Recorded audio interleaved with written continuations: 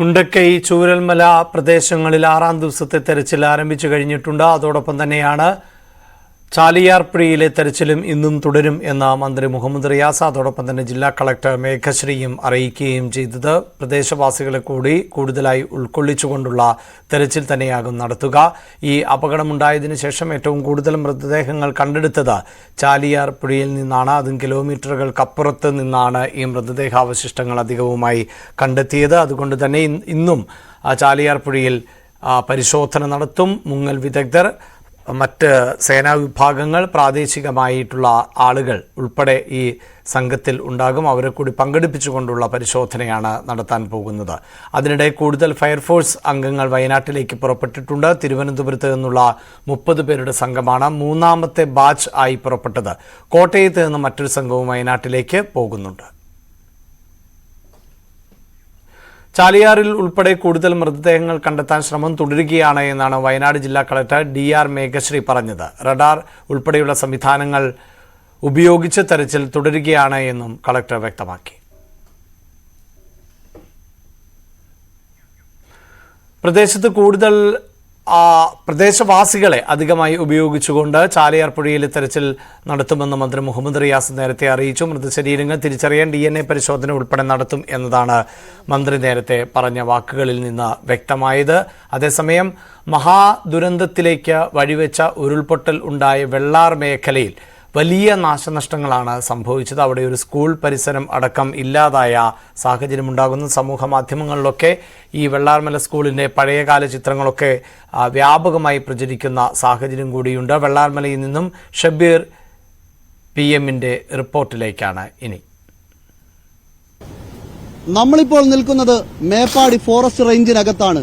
പുഞ്ചിരിമട്ടത്തിനും ഒരുപാട് മുകളിൽ കാട്ടിനുള്ളിലെ ആ കാണുന്ന മലനിരകൾക്കിടയിൽ നിന്നാണ് ഈ വലിയ ഉരുൾപൊട്ടലിന്റെ പ്രഭവ കേന്ദ്രം. മണ്ണും കല്ലും മരങ്ങളുമെല്ലാം നാഗമലയ്ക്കും കൂമ്പാച്ചിമലയ്ക്കും ഇടയിൽ നമ്മൾ ദൃശ്യങ്ങളിൽ കാണുന്ന ആ ഭാഗത്തു നിന്നും ഒലിച്ചിറങ്ങുകയായിരുന്നു.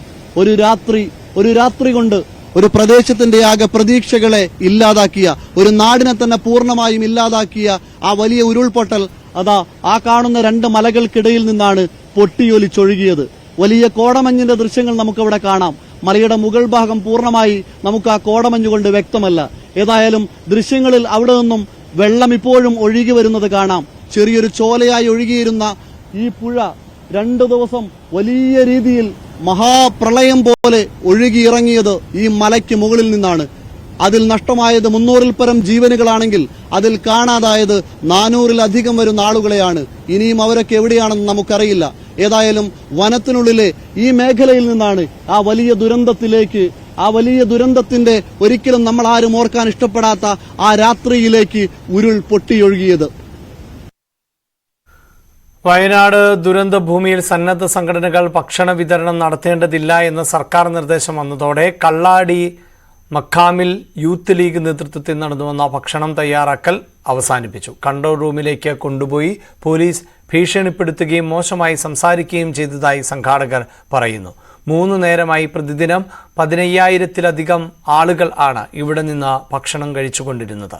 നിലവാരം ഉറപ്പാക്കി 1-2 ഇടങ്ങളിൽ എങ്കിലും സന്നദ്ധ സംഘടനകൾക്ക് ഭക്ഷണ വിതരണത്തിന് അനുമതി നൽകണം എന്നാണ് നാട്ടുകാരുടെയും ആവശ്യം. ദുരന്ത ഭൂമിയിലേക്ക് സമീപം ഏറ്റവും കൂടുതലായി ആളുകൾക്ക് ഭക്ഷണം കൊടുത്തുകൊണ്ടിരുന്ന ഒരു ഭക്ഷണപ്പുരയായിരുന്നു ഇത്. കള്ളാടി മഖാം എന്ന സ്ഥലത്താണ് നാദാപുരത്തു നിന്നുള്ള യൂത്ത് ലീഗ് പ്രവർത്തകർ, വൈറ്റ് ഗാർഡ് സേനാംഗങ്ങൾ ഇത്തരത്തിൽ ഭക്ഷണം വിതരണം ചെയ്തത്. 3 നേരമായി ഒരു ദിവസം ചുരുങ്ങിയത് 6,000-നും 10,000-നും ഇടയ്ക്ക് ആളുകൾ ഭക്ഷണം കഴിക്കുന്നുണ്ട് എന്നാണ് ഇവർ കണക്ക് തന്നെ പറയുന്നത്. വളരെ രുചികരമായ ഭക്ഷണങ്ങളാണ് ഇവിടെ വിതരണം ചെയ്തിരുന്നത് എന്നതുകൊണ്ട് തന്നെ ദേശീയ ദുരന്ത നിവാരണ സേനാംഗങ്ങൾ, പട്ടാളം, പോലീസ്, മറ്റ് സന്നദ്ധ പ്രവർത്തകർ എന്നിവരെല്ലാം ഇവിടെ വന്നാണ് ഭക്ഷണം കഴിച്ചുകൊണ്ടിരിക്കുകയും ചെയ്തത്. എന്നാൽ സർക്കാരിന്റെ പുതിയ തീരുമാനം മൂലം ഈ ഭക്ഷണ വിതരണ സംവിധാനം അവസാനിപ്പിക്കാനുള്ള ഒരു നീക്കത്തിൽ തന്നെയാണ് ഇതിന്റെ ഭാരവാഹികളുള്ളത്. സർക്കാർ കർശനമായ നിർദ്ദേശം നൽകിയിരിക്കുകയാണ് ഇത്തരം ഇടങ്ങളിൽ. ഇപ്പോൾ